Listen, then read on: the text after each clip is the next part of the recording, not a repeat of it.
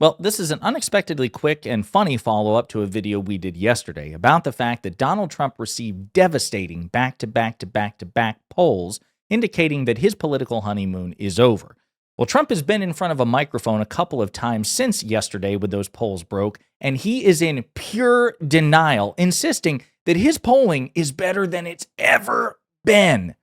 But before we unpack all that, if you end up liking this video and you want to support the channel, please be sure to hit the like, subscribe, and alert bells before you go.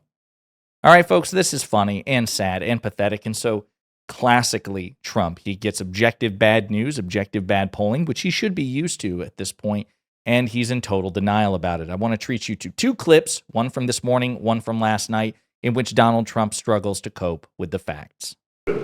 Lovely. Well, we're in a very good mood. We just had the highest poll numbers I've ever had. Ever.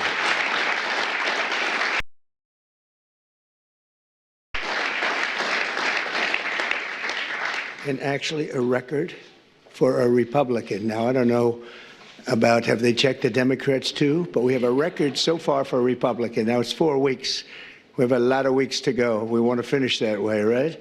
But So sad that this is where we are. Just wanted to thank everybody because you've been really amazing. So that's from this morning. He's speaking to Republican governors, again, in pure cope mode. And it would be bad enough, except he also did it last night in front of Republican governors at the Republican governors' dinner. I think so far we're very popular. I had an approval rating today of 71 and another one of 69. I have not heard of those numbers before. That's because those numbers don't exist for you, sir. They don't exist for any Republican president in modern history, I guess with the possible exception of George Bush in the peak moments of the post 9/11 world. But they certainly don't exist for you. They did exist for President Obama. But again, I've heard 95 trillion% approval rating.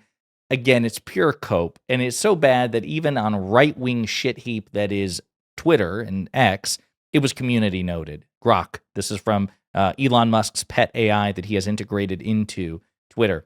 This claim contrasts with recent polls like the Washington Post Ipsos poll from February 20th, 2025, showing Trump's approval rating at 45% and disapproval at 53%, indicating a discrepancy between his statements and public polling data. In other words, Grok is saying, you capping, you're full of shit, you're lying, Donald. It's so sad and so pathetic. I mean, you would think that he would just lambast the fake news media, right? That's what it's just fake news, fake polls. But instead, he has to go one further and say, I just read a poll. It's in crayon.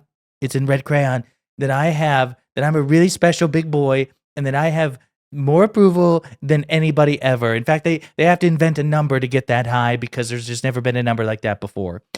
It's pathetic. Here is a reminder, a refresher, courtesy of CNN's Harry Enton. The last day and change has been the worst day of polling for Donald Trump during his entire second term in office. What am I talking about here? Take a look at Trump's net approval rating. CNN, you see it on this side of the screen, -5. Gallup, -6. Ipsos, -7. Quinnipiac, -4. Negative, negative, negative, negative, underwater, underwater, underwater, underwater. These four polls, all of them tell a consistent story, and that is Trump is on the negative side of the ledger. His net approval is negative. He is underwater like the Little Mermaid. All right. What are the changes since the beginning of his term? Oh, January. Right. All right. So we don't have a CNN poll to compare, but we do have the other three pollsters that we can look at. Trump's net approval rating, the change since January. Look at this. Gallup, down 5 points. Quinnipiac, down 7 points. Ipsos, down 13 points. They polled right at the beginning of his presidency, so not a big surprise that shows the worst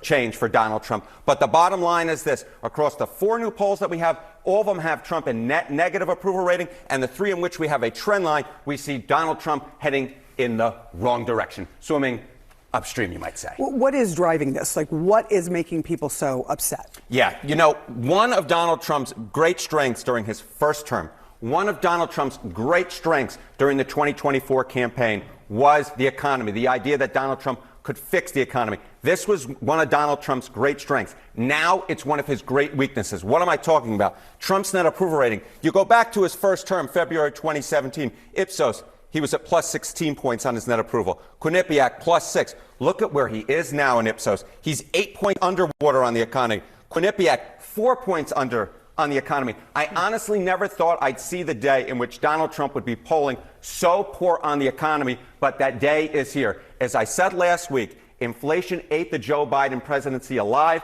and right now it is very much the case that Donald Trump is in danger of inflation eating his presidency alive because his net approval ratings on the economy are underwater. I just have one last question. So there you go. Again, the facts are the facts. Is it possible that Trump might see a resurgence in his popularity, that he could recover from this? I suppose. I wouldn't count anything out. As I've said before, I say it on my Live and Learn podcast with, Hutch, Econoboy, and Pisco.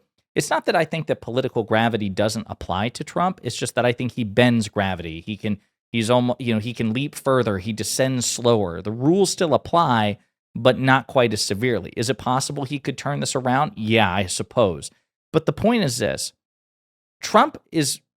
His perception, his approval is so low at the moment that it's eating into the area that he should be at his absolute zenith, which is the economy.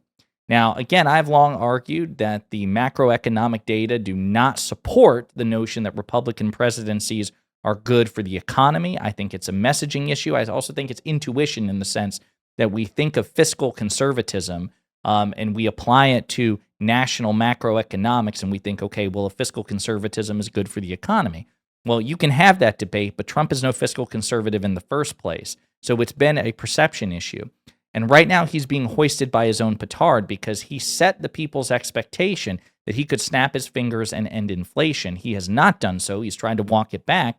And now for him to be underwater on the economy is a staggering defeat for this man. The Washington Post dives into it deeper. Trump's honeymoon is over. New polling shows Trump approval rating declining and a number of major warning signs appearing, almost like a dashboard on your car being lit up. Trump came into the office claiming a sweeping and historic mandate, but that was always oversold.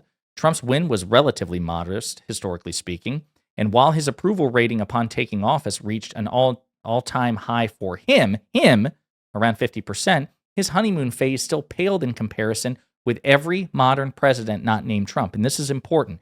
This is good for Trump. Trump is relatively outperforming Trump. President Biden at this point in his administration was substantially more popular than Donald Trump, to say nothing of Presidents Obama, Bush, Clinton, etc., and so forth. And now, after 1 month in office, whatever honeymoon and mandate Trump enjoyed appears to be slipping away. Multiple polls this week have shown his approval rating dropping into more normal territory for him in the mid-40s. And a new Washington Post Ipsos poll crystallizes a number of warning signs for Trump's agenda of drastic and legally dubious change. Indeed, Americans seem to be quite concerned by how far Trump is going, and most of his signature policies and initiatives appear to be quite unpopular, especially those spearheaded by billionaire Elon Musk. There's a lot of new data, so let's break down the big findings. Again, the top lines going over his approval rating. That's a reversal from the vast majority of previous polls, which showed Trump in net positive territory. And in the Post-Ipsos poll, significantly more Americans strongly disapprove of Trump, 39%, and strongly approve of him, meaning those who feel strongly, you're much more likely to feel strongly negative about Trump than feel strongly positive of him. And when you consider the MAGA cult, which will excuse anything Trump does, that's a hell of a thing. Most of his big policies are political losers. A big question has been whether Trump's drastic attempts to overhaul the federal government might hurt him, and it appears that's happening.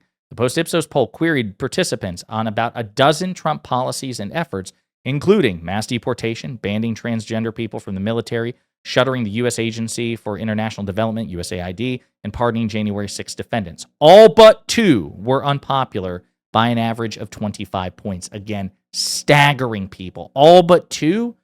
Insane. And it breaks down some of those things here. So trying to deport 11 million undocumented migrants, ending DEI programs at the federal level, blaming transgender people from serving in the military. I mean, again, this is just not good at all. 51% overall, 46% overall, 42% overall, 42%. Pardoning people convicted of nonviolent crimes only has 42%. And pardoning people convicted of violent crime at 14%. 14%, only 14% support the violent pardons and commutations, laying off large numbers of federal workers. This is just not good for him. Americans really don't like his government cuts and tariffs. Those averages, of course, depend on what things you test, but some of them loom large as strikes against Trump. A big one is the shuttering of USAID. Americans oppose it by 21 points. Another is Trump's tariffs. Still another is the firing of large numbers of government workers.